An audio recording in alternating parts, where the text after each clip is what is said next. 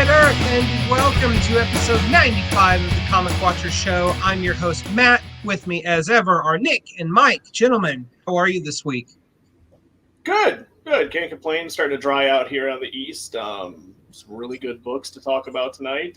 Good books that came out this past Wednesday, so can't complain too much. Nick, Love it. Absolutely. New books to talk about. Able to pick some up at the comic shop, but not everything. Books are running a little late out here in Texas, so I'm going back again in a few days, I guess. Yeah, we actually was it all the books in general or just DC? I'm out of curiosity. It was all the books, apparently, coming from Diamond, have been late for 3 out of 4 weeks for my shop. Wow. So yeah, my shop, or one of the two shops I use, they never got their DC shipment the week before last. So when Dark Knight's Metal 3 shipped, or Death Metal 3 shipped, they still don't have that allotment. Either Lunar lost it or FedEx lost it, but they're just like, guys, we paid for it. What's the deal? Good. So thank you, Warner Brothers, AT&T DC, for your lovely new distribution system. I'm blaming the post office. Let's not add to that fire. So we've got an awesome show for this week. We are going to be talking about Shadow Service, #1 from Vault Comics. Very cool witchy woo type stuff. And over at Marvel, we're going to be talking Maestro #1. Ooh, I can't wait to get into that one. But first and foremost, as always, we've got our news with Scoop Johnson. That's this guy. All right, so we'll start off with Marvel here. Marvel's Voices, Indigenous Voices #1. Oh, excuse me. Is going to be headed up by Jeffrey Veregi with a bunch of variant covers in November. Excuse me. The Native American Heritage Tribute variant covers will showcase Danny Moonstar, Black Panther, Spider-Man, Black Widow, Iron Man, Captain America, Hulk, and Thor. Depicted in Veregi's iconic formline style. So that's really cool. We got two separate releases on the site right now for that. One announcing the book series and Veregi doing it, and then another one talking about the variant covers with the pics of those on there. So both equally really cool. I think it's something that's some overdue, and then hopefully we'll see more of this going forward. So I think it's a great idea. Yes, most definitely. Yeah, absolutely. And let's talk about the Eternals. Dun, da, da, da, and their return. That is going to happen. Yada, yada, yada. I lost the date in my notes. Well, at least we're not live. That is going to be later this year. I apologize for that.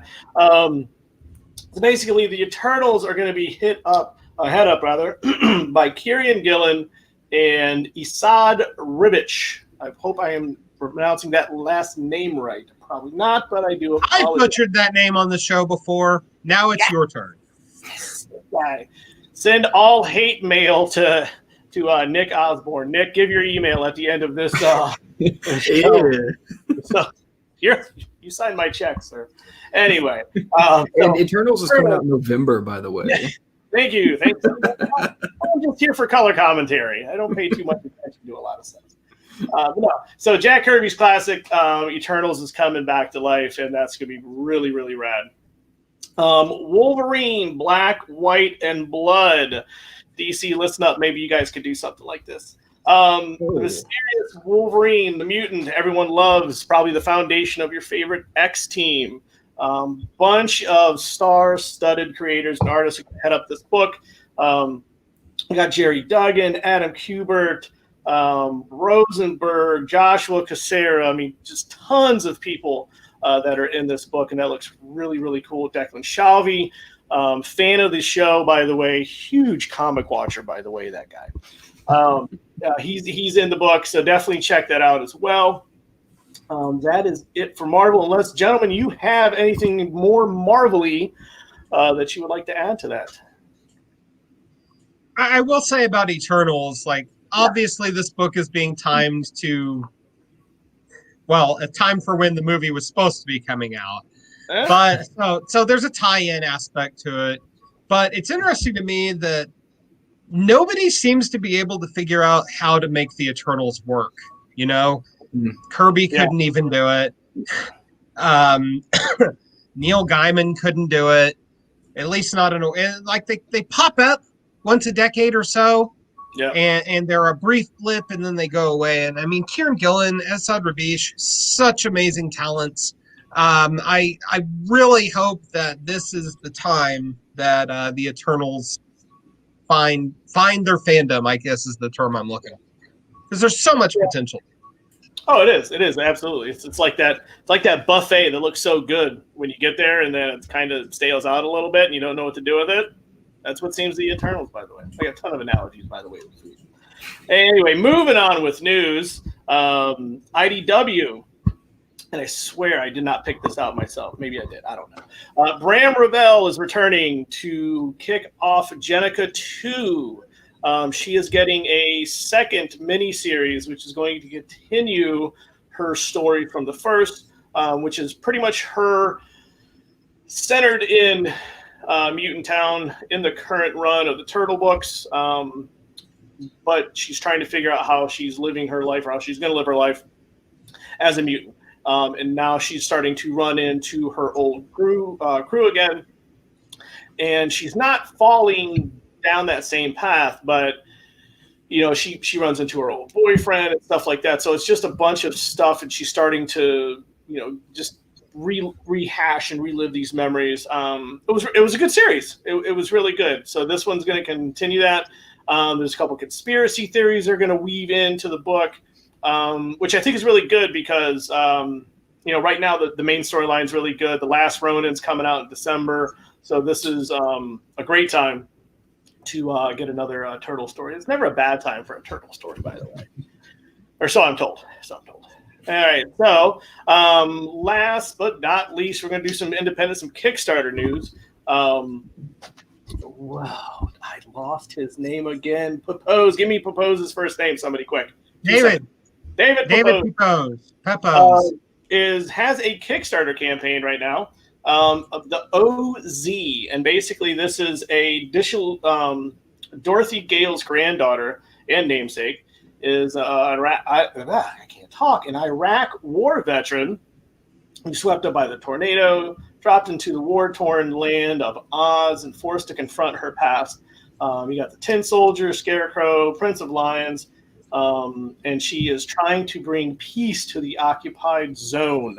Looks really cool. We got the story, we got the release, the press release on the site, and that looks really rad. I'm definitely going to back that up. And that's the news, gentlemen. You got anything else you want to add, or don't forget about Scott Snyder and Tony Daniels' Kickstarter that was just announced. Nocturnal. Yes. Nocturnal. Then I believe this is the first Kickstarter for both of them, and just the fact that these huge names are using Kickstarter just proves what a huge venue and platform this is for talent. This isn't just for yesteryear's hero writers and artists or up and coming talent. I mean, everybody's getting in on this game. And I think there's a lot of future potential in Kickstarter for the industry in general. So and I think, and real quick to wrap it up, I'd wrap up the news segment, but also it has to almost be a breath of fresh air to kind of, you have your own ideas, your own characters, and you're doing your own thing, so you don't really have to go through all the steps. You don't have editors, and you don't have to worry about, you know, misshipping or whatever. So this has to be almost like a fun escape for the bigger names, where they can just go, oh, hey, I want to chop someone's head off and put it on the end of a yo-yo string. I can do that, and the editor's not going to take it out. So, but yeah, Kickstarter, man, all that stuff, it has to be fun, and there is a ton of great stuff to back on Kickstarter for sure. Yes, sir. And I do believe that's the news. That is the news. Tune in next week as we talk about more news. Oddly quiet week for DC, which I think they're very grateful for. Yeah. They need to wrap the juice and come back this week. So getting into this week's reviews, we're going to show a little indie love to start things off. Vault Comics is unleashing upon the world Shadow Service #1, written by Cavan Scott, art by Coral Howell, Triona Farrell, and colors by And World Design. Again, that is from Vault Comics. It tells the story of Gina, a British witch who is also a private investigator. She herself has a dark past, and she is stumbling into a very odd mystery right from the get-go. So, shades of Greg Rucka, shades of I don't want to go Harry Potter quite, but a lot of pick your poison and magic stories you've read before. Nick, what do you think about Shadow Service? I mean, the description is the shadowy world of MI666. If that's not enough to sell you on it, I'm not really sure what else I can do here. But it's a really great book. I'm a huge fan of Vault. You probably know them from Wasted Space. That's kind of their biggest hit, I think. The Savage Shores, my favorite horror comic to date, probably right now in the plot. So I was really excited to see something like Shadow Service happen, where it's still horror influenced, but it's got this spy action kind of thriller vibe to it. And Gina Myers, this private investigator, is a character that's pretty easy to get behind. The Talking Rat is a cool little witch influence going on there. But really, it's all about the horror. This one, it's a witch. I want to see some gruesome stuff, and I really don't think they held back on it. It gets pretty dark. It's pretty gruesome. The family trauma or the emotional trauma that kind of spurs on her magical powers, a lot happens in this issue, and I think they did a good job to set that up. And doing a flashback is not really my favorite thing to do in a first issue. I get it, but I think it was done good enough to not take away from the story and set it up in a way that's still interesting. So it gave me everything I wanted out of it. I mean, I was super happy out of it. It was a lot of horror, really gruesome stuff, like I said, and a book that doesn't really require you to know a lot, or it's not, filled with a lot of dialogue like you would expect it to be. It's a pretty quick read. Aside from that, really, it's mainly in the artwork that Corn Howell and Triona Farrell do with this horror, because the buildup is, you kind of have seen it before, in some of the other things, like Matt said, pick your poison with magic stuff. It feels familiar. But whenever you start getting to the actual horror parts of it and you start seeing her become a witch in action, I think the artwork helps to make this feel like a Vault comic where the execution's just really spot on and like every page is great. So I guess I got what I wanted out of it. So I was super happy with it. Mike, how about you? Hey, okay, had to unmute. Can you guys hear me okay? Good? Okay. Yeah, I messed up the mute button. I'm sorry. No, this was good. And to add on to Nick, I mean, this was horror and gore done at the right speed and right pace. It wasn't too much. It wasn't kind of overdone. This was kind of cool because I was at my comic shop, and I didn't even know about Shadow Service. And I saw it on the shelves. I off a cover alone, I thought it looked pretty rad. Flipped through a couple pages, and I was like, yeah, let's pick this up. Sight unseen. So I brought it home, and it was really good. Like Nick said, it's a quick read. It's not too not deep in a bad way, but it's not dense, I guess would be a better word. You can easily get into it, easily pick, just start getting behind Gina. And who doesn't love a talking rat? I mean, and you could put a talking rat in an Aquaman book, and Aquaman's going to be interesting. Hey! Oh! Whoa! Whoa! Cheap shot. Anyway. Next week, episode 96, all Aquaman appreciation episode.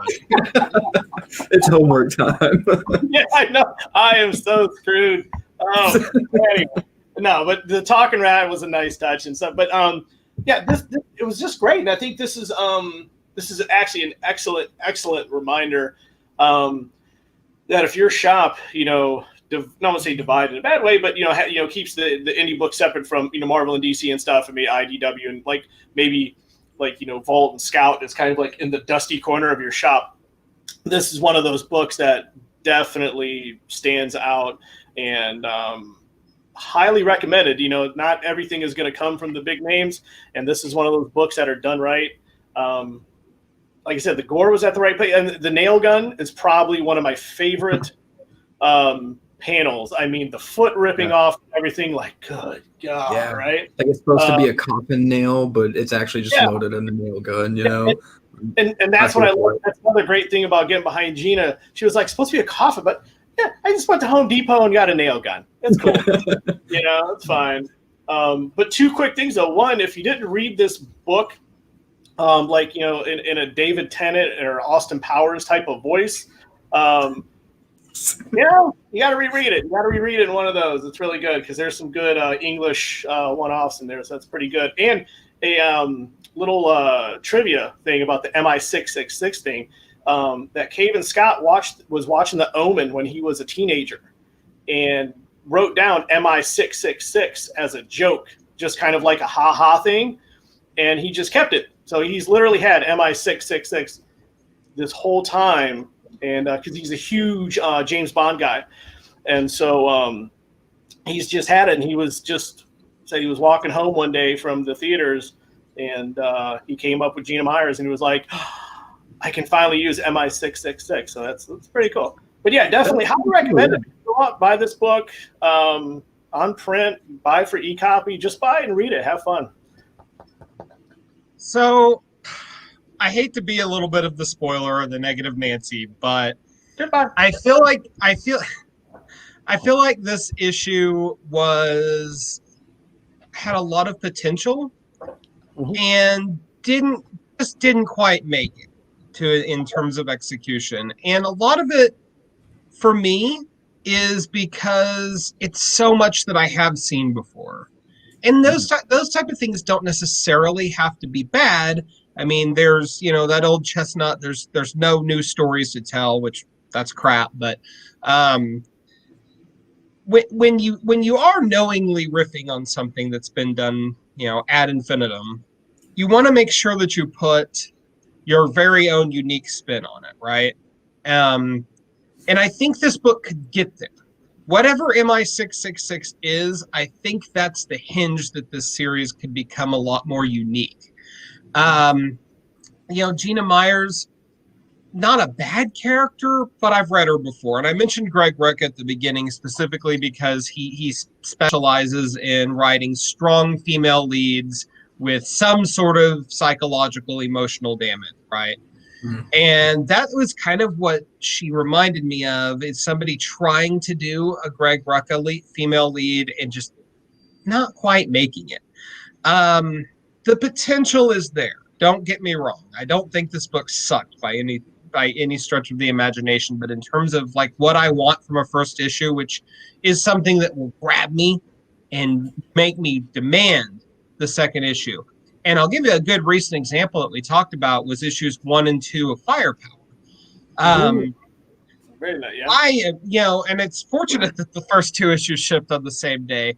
At the same time, the end of that first issue immediately made me want to read number 2, right? This book, I mean, there's a lot of interesting elements, and there's some very well executed stuff in there. The horror beats are awesome. You know, the guy getting merged with the wall. The shot of the corpse, right? That's distended. The nail gun, like those beats all hit so well, and I was like, oh, awesome! This is good. This is gonna hit. And then I turn the page and okay, more same-o. But the idea of hinging it on whatever MI666 is, which is obviously going to be a big part of the series, I think they maybe Cavan Scott maybe should have leaned a little bit more into it in this first issue and given us a little bit more of a taste of what it is, because that's the hook that I think could have sold the book a little bit better.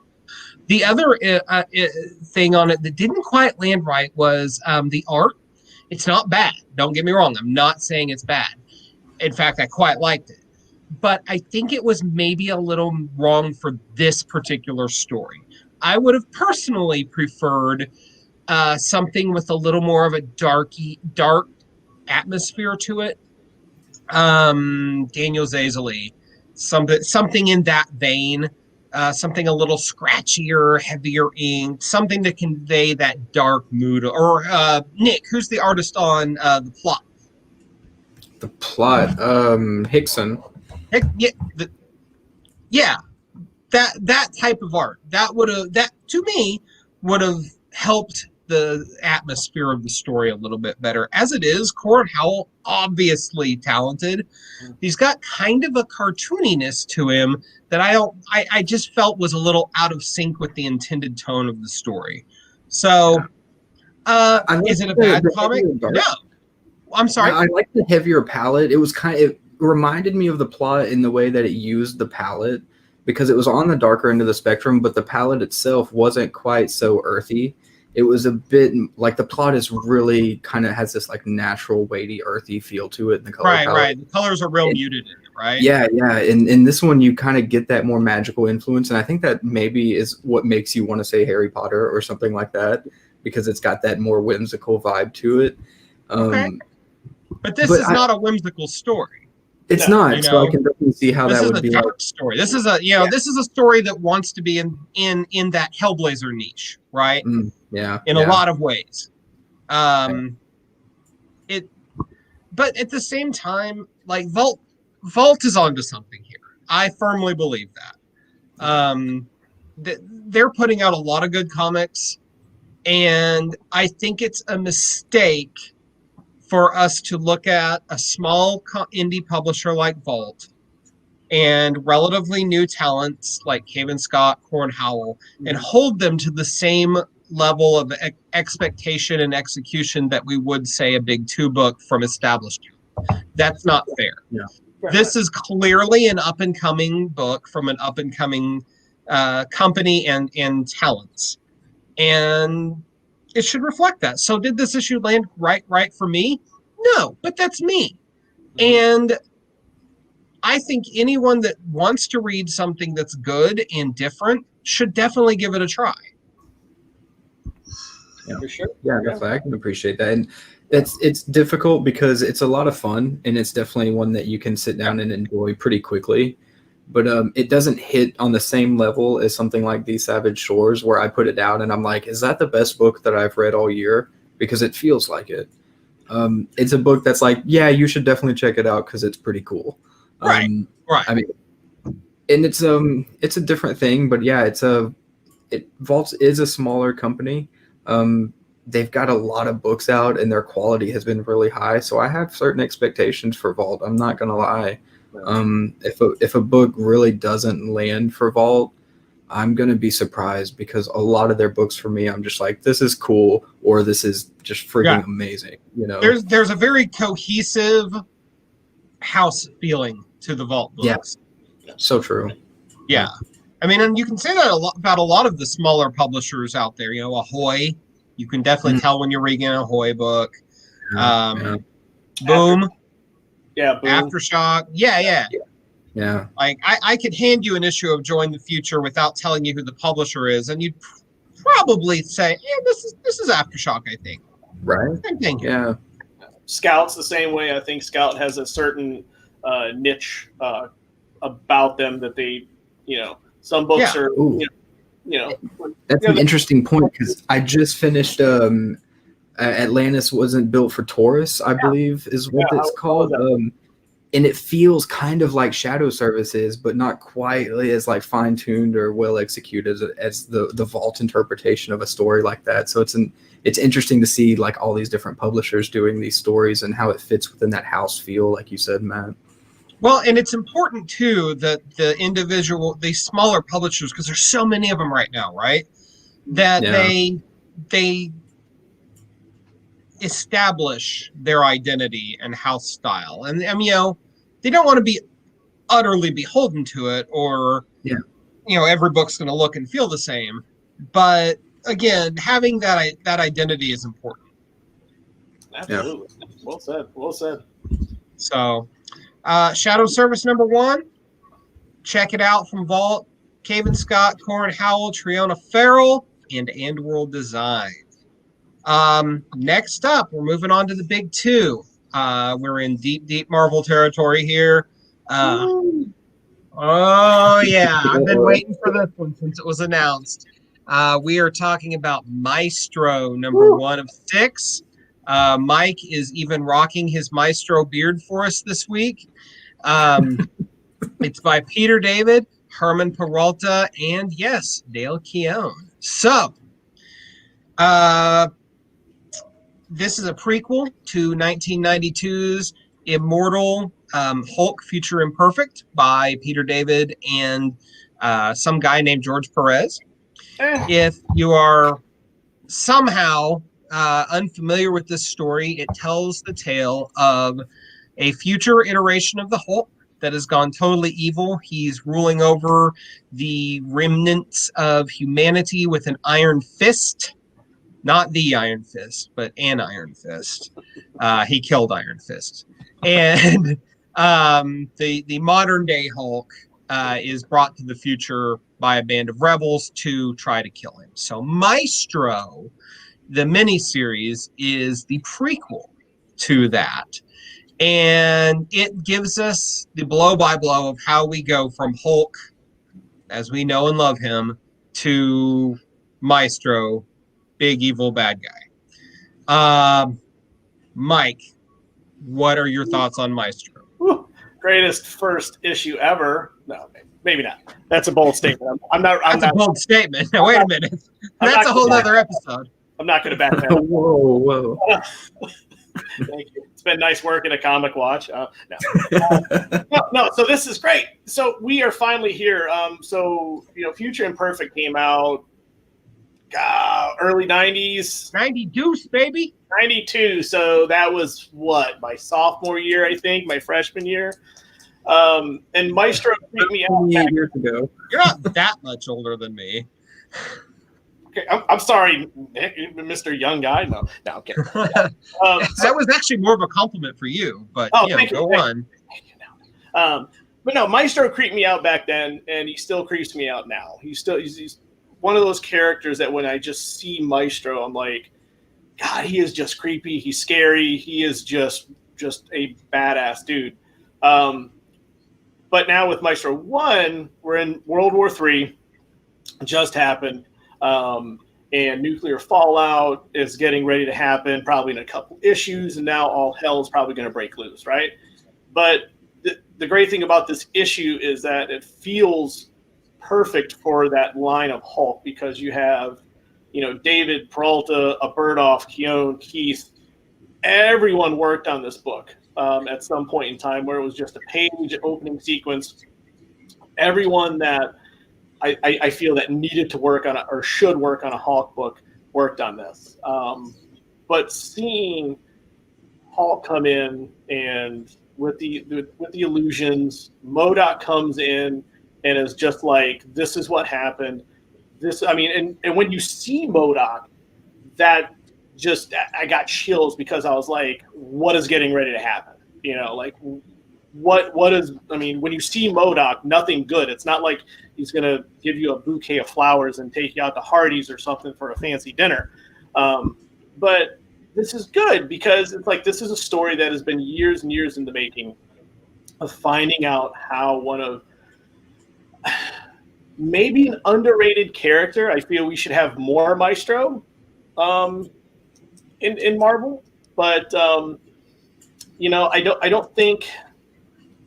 don't know if Future Imperfect is a must-read before this, but if people aren't familiar with Future Imperfect, I could see how they could take it as a Marvel story that just kind of is messing with another timeline, right? I mean, how many times have we seen that? But right now, this is such a strong first issue that this could really stand out for Marvel this year, and especially as a miniseries. I think this is going to stand out. And I would not be surprised that once it's all said and done, if they keep, I don't imagine them taking this creative team off it, but it's probably going to, I would say it would rival Absolute Carnage. It would rival maybe, Hawk's Pox, as not as on a grand scale as Hawk's Pox did with Hickman and Krakoa. Kitty still hasn't got on the island, by the way, but that's another show. But no, I think Maestro hits on all Hulk levels that people that have been waiting for this, they have it. It's magnificent. To me, it's not perfect, but there's very little flawed in this book because just when you read it, I've read it like 4 times already. It just feels new every single time. And that's what I'm glad this book turned out to be, because it would have been such a punch in the gut had this book kind of went sour or something like that, or if it didn't feel authentic, because it literally feels like you're ready to go into Future Imperfect. Like this is that prequel done right so far. Yeah. So and Nick, I'm sorry. How many issues is this going to be? 6. Okay. So Nick, you were actually brand new to reading Future Imperfect prior to this show. Yes. So let's hear a little of your thoughts on this whole thing, as somebody who just had his mind blown for the first time by Future Imperfect. It's kind of true. I guess I'm going to date myself, but I was like less than a year old when Future Imperfect first dropped, so I obviously was a bit behind on this one. It's interesting. This show always makes me like take an outside perspective of my own reading habits, because I had read Shadow Service like when we got the advanced review copy for Comic Watch, but I had to go like right before the show and read this book from '92 to do my homework. I feel like Shadow Service is a book that I'm gonna read. I'm excited for.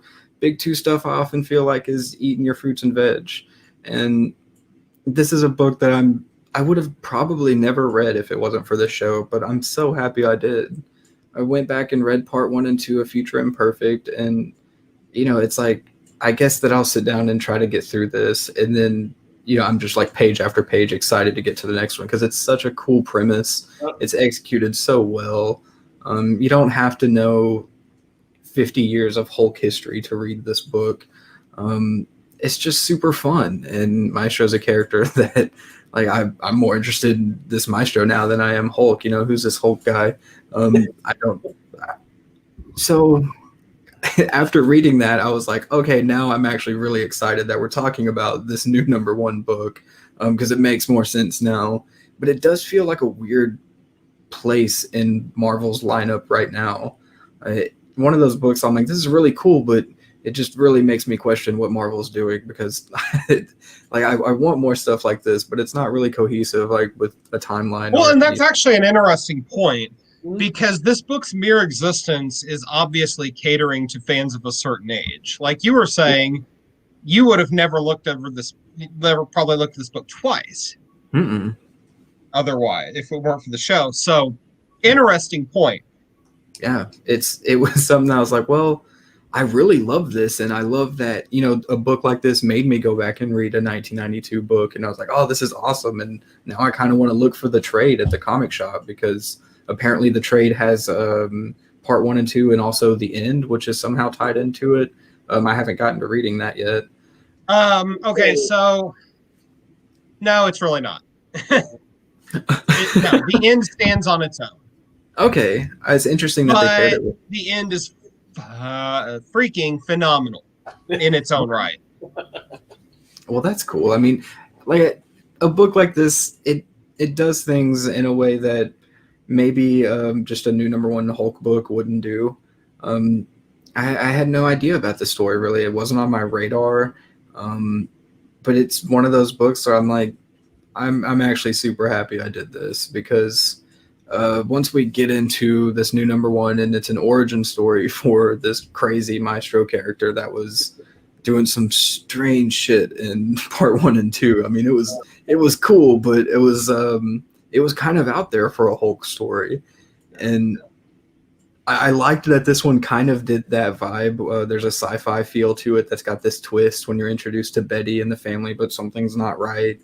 And that's kind of how MODOK makes his entrance. One thing in that, though, if I can ask, where did the sun's getting real low thing make its way in? Is that seriously from the movie that is just it's Peter David making fun of Age of Ultron. Oh, good. I keep Thor Ragnarok did it first and better, but Peter David got a good shot in. I don't know if that just landed really well with a lot of people, and now they're trying to introduce that as part of their dynamic. No. That is 110% Peter David taking the piss out of something. That's cool though. I like that a lot more because it felt so weird in the book. I was just like, okay, I don't know what that is, so I just kept reading,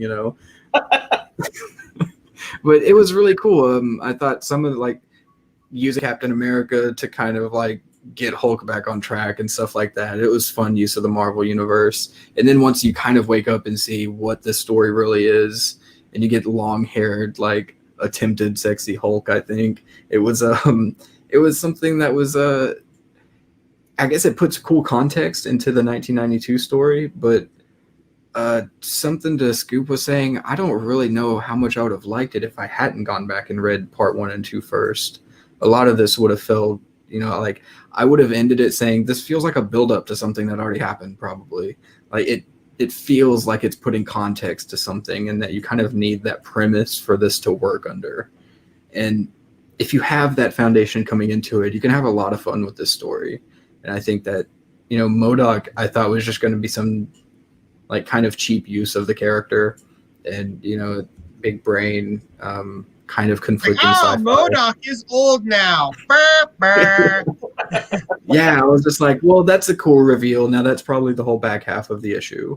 But it really wasn't. Yeah. It was a lot of really cool explanation and world building, and there were some gravitas to MODOK. Yeah, absolutely.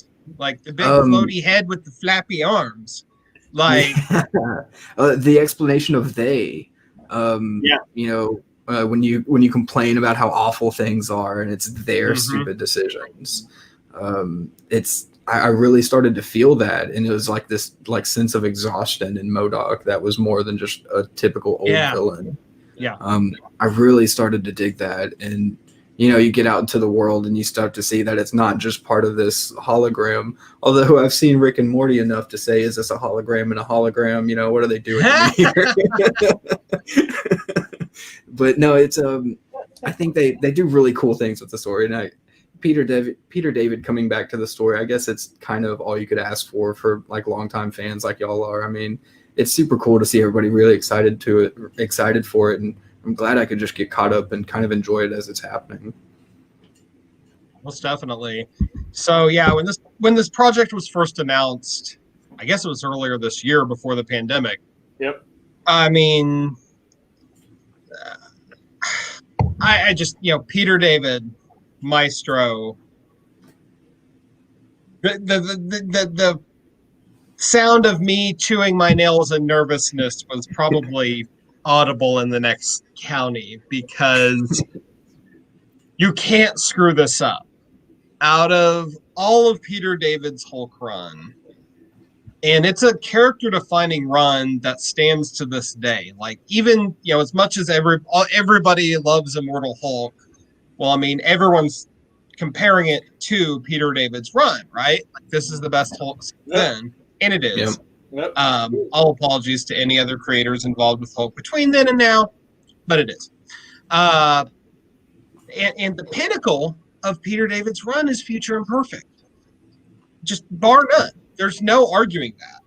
He got George freaking Perez, who was not very prolific for much of the 90s. He was having some health issues, to come in and draw it, and it's just such a excellently crafted story. My entire 24 or 25 year love affair with Peter David as a writer now is completely predicated on my LCS guy at the time handing me that trade of Future Imperfect and saying, you need to read this. And I've been hooked ever since. Yeah. So, I mean, for me, Future Imperfect is a really personal story, not just something that I'm like, yes, this is hella good. But it's tied into my fandom. And so for Peter David, 28 years later, to be revisiting this, oh God, is he going to screw this up? Is Marvel going to screw this up? I'm incredibly happy to say that no, they didn't. There's a great amount of gravity, like you were saying, Nick. Like there's this sense, especially once the illusion breaks and we're in modern times and we see the Hulk and he's got the beard and his skin is a little mottled looking. There's this just sense of impending doom, even though the doom has already happened, right? Because the nukes have already fallen. Mm-hmm. And that's the problem with prequels is we know how the story's going to ultimately end, right? The journey, the fun in a prequel is seeing how the character gets from point A to point B. And so far, Peter David's done a fantastic job of setting that up. Like, there's little allusions to what's going to happen, like the last page especially, where, and I guess, well, I don't want to spoil the last page, but it's a seemingly minor thing, but if you know what's coming, it's a big flashing red light. The Hulk is just done with humanity at this point. Yeah. He sees what's happened. He's lived through worse that humanity's had to offer and the best, and yet here we all are.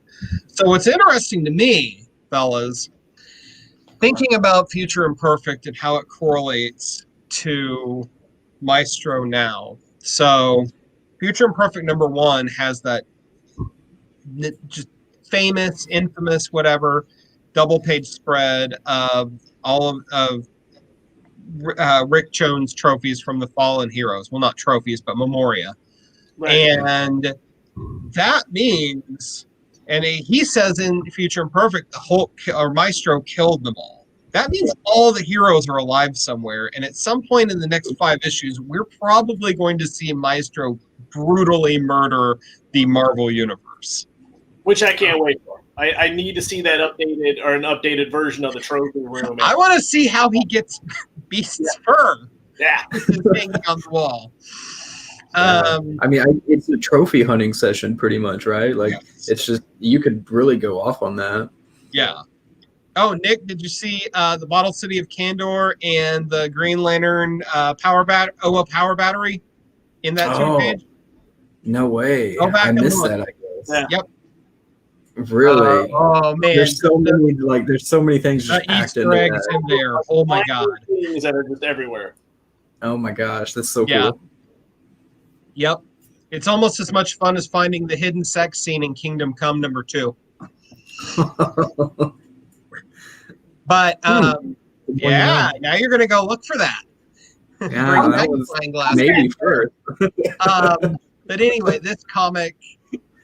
Like, it just hit all the right notes it was supposed to. Mm-hmm. From bringing Dale Keown along, even though his art is a little bit diminished these days from his past glory, it just a perfect note because he was an integral part to Peter David's run on Hulk. Which had such a murderer's row of talent. There was McFarlane, Keown, Gary freaking Frank, Adam Kubert there towards the end. I mean, anything that's going to bring back that caliber of talent, even if, again, Keown's not quite what he used to be, shoot, I don't care. Yeah. It means something. It means something that Marvel had the prescience and presence of mind to include Keown, and not just because they know his name's going to sell, which they do, obviously. There's calculation there, but dude's not working regularly anymore. It's cool that he gets to do this. Herman Peralta, though, I was really scared that this poor sap is gonna have to try to fill George Perez's shoes, but he did an awesome job. Oh man, he's good, really, really good. I was very, very impressed with this dude's art. So I mean, and to echo something you guys said, is somebody that's never read Future Imperfect necessarily going to pick this up? Or are they going to necessarily pick it up and get it on the fundamental level that somebody who has read Future Imperfect will? Probably not. Right. But it's still a damn good comic in and of itself. Absolutely it is. And it stands on its own. Yeah. So, Maestro, is it going to be the world-shaking, legendary comic we're still talking about 28 years from now? Probably not. Mm-hmm. But it's a damn worthy prequel. Yeah, absolutely. Yeah. So, guys, any last thoughts on Maestro #1? A great book to actually pick up at your comic shop when you're going through the graphic novels and you're like, I'd like to add something to my pile. This is the book to do it. Like, I wish somebody would have told me about this a little while ago, just so I could have added it to my library before, because it's so worth it. Oh, and I will say again that I did enjoy that Marvel brought on what I feel, and I don't want to sound like elitist in any way, but these are the names that deserve to work on this type of book. You know what I'm saying? Like Yon, these are the names that should have been on this book, and I'm glad they have this group from the variant artists. On this is definitely the people that should have been working on this book, and need to be working on this book for sure. Oh yeah, it surely it was tempting at some point for them to be like, well, Donny Cates sells a lot of comics right now. Let's pitch this to him. Right. They didn't. They went with Peter David, and that's exactly the way it should have been. Yeah, absolutely. There's no one else. I don't think, and honestly, I mean, I would have picked it up just because it's a Maestro book, but would I have probably read it multiple times already? If Donny Cates were no bad ill to Donny Cates, obviously. No. But would I have probably been as interested? Probably not, because this is that type of book that needed specific people to be on it. And it would have felt more like a cash grab if it was just like token hot writer, whoever. Yeah. And I would have probably bypassed it. Probably with my snobby little fanboy nose turned up. and then like a year from now, after the series is concluded, and everyone's raving about how great it is, then I'd buy the trade and be like, oh man, I should have bought it when it came out. But that's me. I relate too much. That's awesome. So I am who I am. But anyway, this was a freaking awesome comic, and you should it's absolutely worth your money. Yeah. So with that, that's it for reviews for us this week, I guess. Let's talk about what we've been reading real quick and what we're looking forward to. 1, 2, 3, Nick. Yeah, let's see what I read. I think I mentioned earlier in the show, Lannis Wasn't Built for Taurus. Scout Comics has, I feel like some of their stuff is hit and miss for me, but this one was a solid win. I'm ready for anything with vampires, and I didn't know this one had vampires, so it was an awesome surprise. I thought it was just a cool figure. So I'm like halfway into it, and a bunch of vampires show up, and I was like, oh, hell yeah, I'm so here for this. I'm a pretty easy sell on that one, but it actually did really well. It's given me some creepy, eerie vibes. And I also read A Man Among Ye #2 came out. Really excited for that one from Stephanie Phillips. It's like classic high seas pirate adventure, but it's about Anne Bonny and Mary Read and the women pirates and kind of choosing that life. And this issue wasn't quite as action packed. There wasn't this awesome shot of Anne blowing up a pirate ship while her walking out of it's on fire and stuff like that. But it was a bit more dramatic, and I think it really worked well for this story. It's something different. It's not just like typical Jack Sparrow knockoff or something like that, Thank goodness. I know there's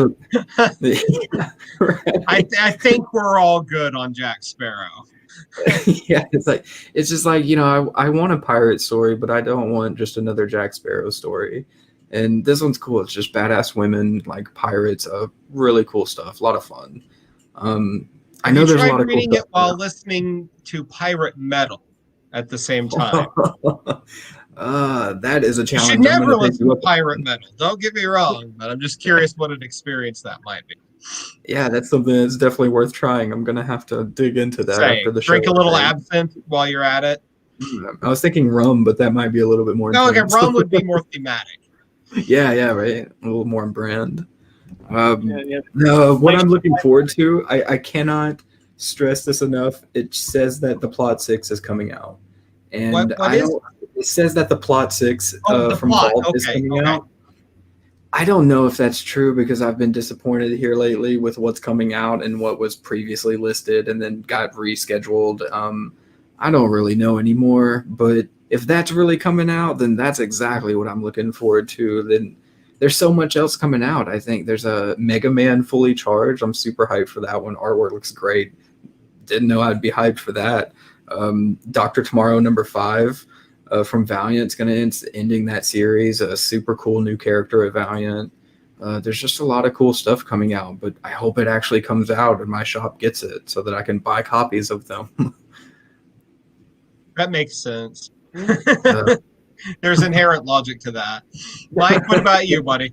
As far as what I've been reading, Faithless 2 and Dead Day both came out. Those are rad books that I've talked about before.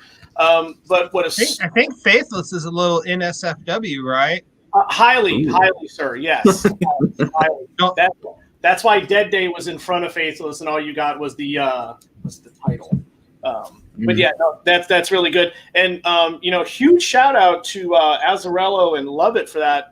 Ever since issue 1 of the first series came out, all of them have gotten second printings.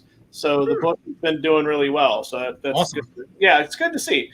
But the book for me that kind of really stood out, talking a little bit about Loggerhead from Scout Comics, which basically is the story of Loggerhead as it's in the Bayou. It takes place in New Orleans, way in the future after the Great War. Basically, he is this huge, just mutated snapping turtle, right? Big hulkling-looking dude, and the government is looking for this medicine, this serum that grows in the Bayou. But they're also trying to track down Loggerhead, the legend of Loggerhead. And so the premise of these kids are camping. They run into the government, the body that this government wing that's looking for the serum and stuff. And so Loggerhead ends up kind of coming to the rescue and saving the kids type deal. But the ending is really cool. I know maybe a lot of people aren't going to care, but I don't want to say too much about the ending. Yeah, don't spoil it. Yeah, no. No. But the last scene of the book is really cool because you get a Swamp Thing type of vibe without it being. I think there's more of a homage, praise for that kind of character. But Loggerhead from Scout Comics was I knew about it, so I was like, well, oh hey, we got a couple copies, picked it up. And it was really good. It was really good. Yeah. It's not going to shatter records, but easy read, good read, something that, it's pretty cool. I read the first issue, and it was actually a lot of fun. It does have a Swamp Thing vibe, but it does give it kind of wanted to do a kaiju vibe too, or big monster stuff. Mm-hmm. I was really into it. I wanted more horror out of it. I think it maybe didn't go as far into the violence as I think it could have gone, but it was fun. It was I would read the second issue for sure. Yeah, awesome. And I think it's one of those issues where it was a fun issue. Don't take it too serious, not too dense. It's not going to forever. You don't have to sit here and look up a lot of the big words and stuff like that. But yeah, no, it was good. It's fun. Definitely Loggerhead. As far as what I am looking forward to, ton of good stuff coming out, but you have Bliss 2 and Mercy 5, which are probably two books that I am absolutely, even TMNT 108 as well. But what's going on with Mercy? They got 2 more issues, 5 and 6, and then that series is over with. I'm not ready to accept that, by the way. And then Bliss 2. I don't know if I can say any more about what Sean Lewis and Caitlin Yarsky are doing with Bliss, but man, oh man, that is definitely a huge book for me. Probably, if I sit down, maybe could be a top 5, top 3 book for me for this year, because it is just it's just amazing. From Yarsky's inks, their colors, their art, the story they got going. Yeah, it's just absolutely amazing. Absolutely amazing book. Sweet. Yeah. Okay, so I've been reading some classic Iron Man from the early 80s, Denny O'Neil and Luke McDonald's run. This is a pretty famous run for Tony Stark falling off the wagon. Yep. Jim Rode becoming Iron Man. Obadiah Stane, who looks nothing like or dresses nothing like Jeff Bridges in the first movie, makes his first appearance, and it's really cool stuff. Yeah. Like if you're down for some just good vintage Iron, this is Iron Man as he's supposed to be. Yada yada. I love this run. This is exceptionally good stuff, and I really started digging into O'Neill's Marvel output right before he passed away, just because I really wasn't familiar with much of it. But he wrote Daredevil as well, and just everything he's touched that I'm running into from his 5-6 years at Marvel has been really, really solid. And I mean, writer of Denny O'Neill's caliber, what else do you expect? So, also, Savage Dragon 251 came out this week, and it was legit easily my favorite book this week. Gotta say. After that cliffhanger from 250, man, everything is spun in a way that is completely unexpected. Man, just read Savage Dragon, okay? It's legitimately one of the best comics ever. What am I looking forward to? That Texas Blood #3 from Image ships next week. This is a cool slow burn story. We've got a murder mystery. We've got possible monsters running around small town Texas, which Nick knows nothing about. That's foreign. What is that? It's got the trope of the guy coming back to the small town that left for the big city, never wants to come back home, finds out that sometimes you have to even when you don't want to. It's just a big, cool, moody, atmospheric comic. You should definitely check out that Texas Blood.